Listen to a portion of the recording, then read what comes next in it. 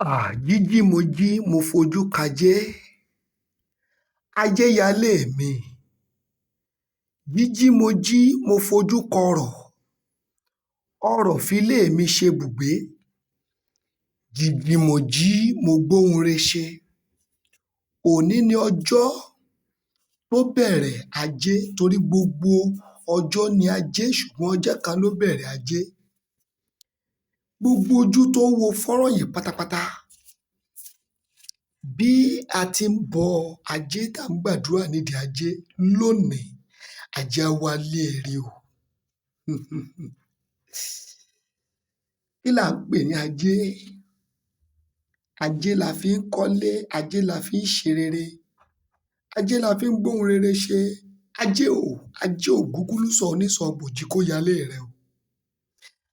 Ajé kì í ṣe bí ẹ̀gbin, ibi tó mọ́ tónítóní lajé torí wípé kò sí ilé tó bá ní ilé yìí wọn lè kọ́ o, bí ajé bá dé wọn á kọ́.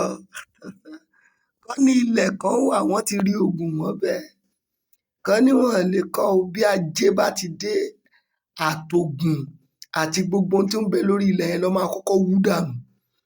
Ìyẹn túmọ̀ sí wípé kò sóhun tí ajé kò borí rẹ̀. Gbogbo ọkàn tó ń wo fọ́nrán yìí pátápátá, ajé á yálé rẹ o. Ajé á yálé rẹ, ire owó á yálé rẹ, ire ọmọ á yálé rẹ, àìkú tí í ṣe baálé ọrọ̀ á yálé rẹ. Ajé ògúngúlùsọ onísọ̀ bòjì á filé rẹ ṣebùgbé. Gbogbo ojú tó wo ajé yìí pátápátá, ẹ rí ajé fi ṣohun rere o. Ẹ rí ajé fi ṣohun rere.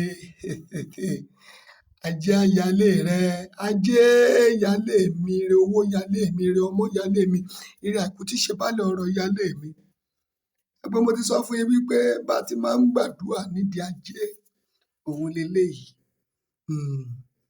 Wò ó, gbogbo ẹ̀yin tẹ́ ṣàmí, ẹ rí ajé fi ṣe ire nínú ọ̀sẹ̀ yìí. Wọn ò ní sáàkì ẹ níbi iṣẹ́ o. Ajé á gbé ire ńláńlá wá fún ọ.